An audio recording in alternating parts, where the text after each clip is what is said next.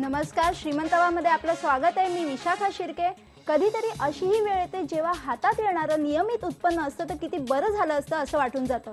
अचानक घेतलेली VRS म्हणा किंवा रिटायरमेंट, अचानक नोकरी जाणं असे कितीतरी प्रसंग उद्भवतात आणि अशा वेळी नुसती बचत उपयोगाची ठरत नाही तर हातात दरमहा येणाऱ्या व्याजाचाही मोठा आधार वाटतो आणि दरमहा व्याजाची आखणी कशी करायची याच विषयावर आपण आज बोलणार आहोत आजच्या श्रीमंतवामध्ये।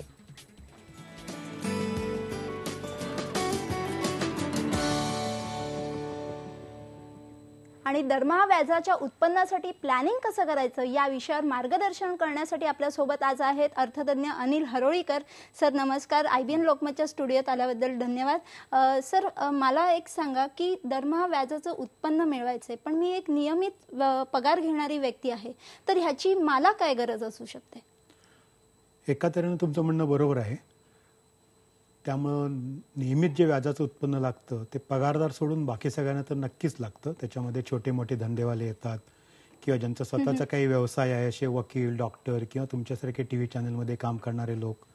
पण पगारदार लोकांना सुद्धा जेव्हा ते रिटायर होतात तेव्हाही त्याची नियमित उत्पन्नाची जरूर पडते।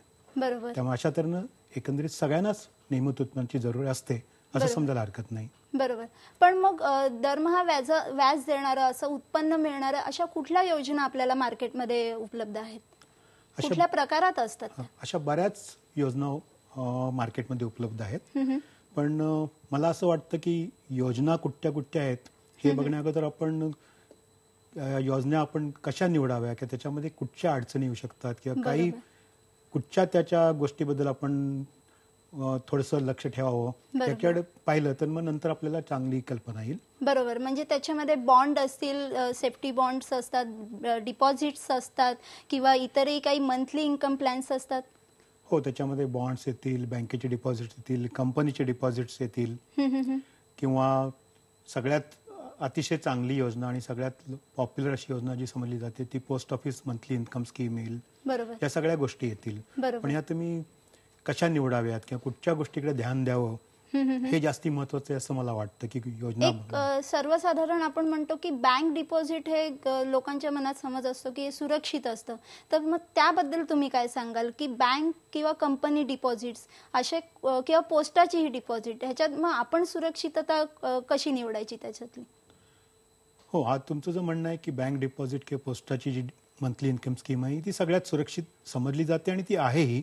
कारण त्याचं मुख्य कारण असं आहे की जे पोस्टामध्ये पैसे असतात ते आपण सरकारी योजनांमध्ये गुंतवतो। बरोबर। त्यामुळे त्याच्यामध्ये नुकसान होण्याचं किंवा पैसे परत न मिळण्याचा काही चान्स नाही। बरोबर। पण त्याचबरोबर जर कंपनी डिपॉझिटमध्ये गुंतवले तर कंपनीचा परफॉर्मन्स जर समजा काही खराब झाला काही कारणामुळे तर वेळेवर पैसे मिळणंही कधी कधी अवघड होऊन जातं किंवा कधी कधी पैसे पूर्ण परत मिळणंही अवघड होऊन जातं। बरोबर। ही गोष्ट लक्षात ठेवली पाहिजे। आपल्याला पहिला फोन आलेला आहे कार्यक्रमामधला महेश पाटीलच सांगलीहून।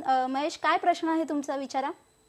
सर, माझा असा प्रश्न आहे हॅलो की आता SBI लाईफ किंवा LIC यांच्याकडून ते युनिट मध्ये पैसे गुंतवले जातात, म्हणजे शेअर बाजारात त्यांच्याकडून पैसे गुंतवले जातात। अशा अनेक योजना आहेत, त्या योजना कशा काय फायदेशीर ठरतील का आता घ्यायचं? हॅलो सर, काय सांगाल ना? त्यांचं म्हणणं आहे की स्टेट बँक LICच्या जे काही योजना आहेत की त्या युनिट्समध्ये पैसे गुंतवतात आणि युनिट्सचे पैसे हे नंतर शेअर बाजारामध्ये गुंतवले जातात। त्यामुळे सध्या जर आपण विचार करत असलो की नियमित व्याजातून आपल्याला उत्पन्न पाहिजे असेल तर त्यासाठी ह्या योजना योग्य नाहीत। या योजना तुम्हाला काही वेगळ्या कारणासाठी जे उत्पन्न पाहिजे असेल त्यासाठी तुम्ही त्याचा वापर करू शकता। कारण त्याच्यामध्ये जेव्हा शेअर मार्केटमध्ये पैसे गुंतवतात त्या शेअर मार्केटचा परफॉर्मन्स ज्याप्रमाणे कमी जास्ती होतो त्याप्रमाणे त्याच्या युनिट्सची किंमत कमी जास्ती होऊ शकते। त्यामुळे जेव्हा तुम्हाला पैसे काढायचे असतात त्यावेळेला युनिट्सची किंमत जर कमी असेल तर तुमचं नुकसान पण होऊ शकतं। बरोबर आहे। म्हणजे आपण बघितलं की शेअर मार्केट मधली किंवा कुठली अस्थिरता जेव्हा असते तेव्हा पैसे आपल्या हातात असणं आवश्यक आहे। सर, याच दृष्टीने एक माझा प्रश्न असा आहे की मी आधी काही योजनांमध्ये स्कीम्समध्ये गुंतवणूक करून ठेवलेली आहे पण आता बदलत्या काळामध्ये व्याज जरी कमी जास्त होत राहतात तर ह्याचं आपल्याला रिप्लॅनिंग करता येतं का? त्याचं रिप्लॅनिंग करता येतही आणि येत नाही। मी असं का म्हणतो याचं कारण रिप्लॅनिंग करता येतं कारण बऱ्याचशा योजनांमध्ये तुम्हाला पैसे काढून घेण्याची सुविधा असते पण काढल्यानंतर त्यावेळेला तुमचं काही व्याजाचं नुकसान होऊ शकतं। आणि जे तुमचं नुकसान होणार आहे आणि त्याचा विचार करून आणि नवीन योजनामध्ये तुम्ही गुंतवल्यामुळे की नवीन आता जे व्याज दर वाढलेले आहेत त्याचा फायदा घेण्यासाठी तुम्ही त्याचा जर वापर केला तर त्याच्यामध्ये अधिक फायदा किती होणार आहे ह्याचा हिशोब करणं जरुरी आहे.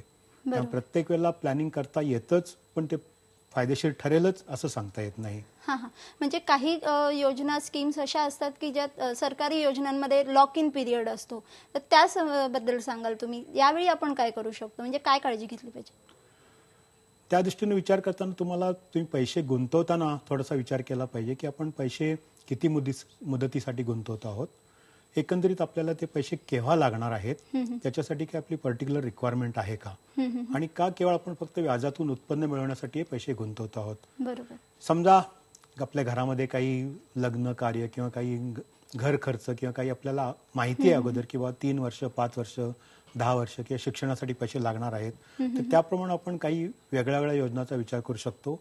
त्याप्रमाणे ते पैसे विभागून वेगळ्या वेगळ्या योजनात गुंतवू शकतो. बरोबर. नक्कीच सर. अजून एक प्रश्न माझ्या मनात असा आला की आर्थिक उत्पन्न आपलं वेगवेगळ्या गटातलं असतं, तर तेव्हा आणि वयोगटातला पण आपला फरक असतो की 30 ते 40 आहे, 40 ते 50 आहे. अशा वेळी काय बघून आपण मंथली दरमहा व्याज मिळवण्यासाठी अशी गुंतवणूक केली पाहिजे?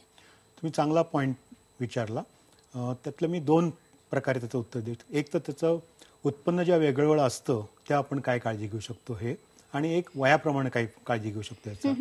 त्या उत्पन्न आपलं एखाद्याचं कमी असेल आणि त्याला एकंदर जो इन्कम टॅक्स रेट लागतो तो कमी असेल, तर तो अशा काही योजनांमध्ये गुंतवू शकतो की जिथे जे व्याज मिळतं त्याच्यावरती इन्कम टॅक्स लागतो. आणि ज्याचं उत्पन्न जास्ती आहे तो थोडासा विचार करून अशा काही योजनांमध्ये पैसे गुंतवू शकतो की जिथून मिळणारा परतावा किंवा डिव्हिडंड हे टॅक्स फ्री असू शकेल. बरोबर. पण ह्याच्यामागे परत त्याला रेग्युलर इन्कम पाहिजे की तो इन्व्हेस्टमेंट म्हणून करतोय आणि रेग्युलर इन्कम न मिळता काही काळ नाही मिळालं उत्पन्न तरी त्याचं चालण्यासारखं आहे, हा त्याचा विचार करू शकतो. नक्कीच. आपल्याला नक्की कुठल्या उद्देशाने करायची गुंतवणूक हे लक्षात घेतलं पाहिजे. आपल्याला पुढचा प्रश्न आलेला आहे. भवार अप्पासाहेब आहेत श्रीरामपूरहून. तुमचा प्रश्न काय आहे अप्पासाहेब, सांगा. मॅडम, माझा प्रश्न असा आहे. मॅडम, मला एक रकमी गुंतवणूक करायची आणि त्यातून मला महिन्याला आउटपुट मिळायला हवं. त्यांना एक रकमी गुंतवणूक करायची आणि त्यांना महिन्याला उत्पन्न पाहिजे आहे. बरोबर. बाकीच्या अर्थात आपल्याला काही माहिती नाही, पण त्यामुळे त्यांच्या एवढ्याच प्रश्नाचं उत्तर आपण असं देऊ शकतो की ते जर सिनियर सिटीजन योजनेसाठी क्वालिफाय होऊ शकतील, म्हणजे जर त्यांचं वय 60-65 पेक्षा जास्ती असेल तर ते त्या योजनेत गुंतवू शकतात, ज्याच्यातून त्यांना महिना 9% दराने व्याज मिळू शकेल. सध्या अर्थात बऱ्याचशा बँकेमध्ये पण साधारण 8-9% व्याज मिळू शकतं. त्यामध्ये सिनियर सिटीजन जरी नसतील तरी ते त्या योजनेत पैसे गुंतवू शकून त्याप्रमाणे घेऊ शकतात. त्याशिवाय ते पोस्टाच्या मंथली इन्कम स्कीम मगाशी सांगितल्याप्रमाणे त्या योजनेत पण पैसे गुंतवू शकतात. त्याच्यामध्ये त्यांना दर महिना व्याज मिळेल, शिवाय मुदत पूर्ण झाल्यानंतर त्याच्यामध्ये बोनस पण मिळतो. त्यामुळे ते या दोन्हीपैकी कुठच्याही योजनेचा फायदा घेऊ शकतात. सर, आपल्याला पुढचा प्रश्न अजून एक घ्यायचा आहे. शरद होवाळे बोलतात मुंबईहून. तुमचा काय प्रश्न आहे शरद, सांगाल मला? शरद. नमस्कार. नमस्कार. नमस्कार आपल्या दोघांनाही. माझा एक असा प्रश्न आहे की एक प्रायव्हेट कंपनी आहे आणि 1.25 लाख रुपये ते गुंतवल्यानंतर 5 वर्षासाठी ते कमीत कमी 8,000च्या जवळपास व्याज देतात.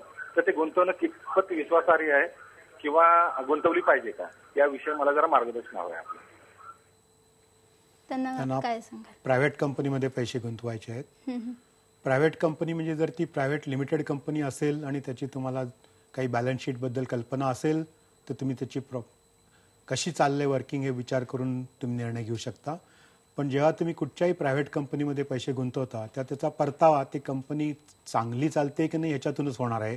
त्या कंपनीच्या वर्किंगमध्ये जर काहीही अडचण आली तर तुम्हाला पैसे मिळण्यामध्ये नक्कीच अडचण येणार आहे. कदाचित वेळ लागू शकेल किंवा कदाचित पैसे परतही मिळणार नाहीत.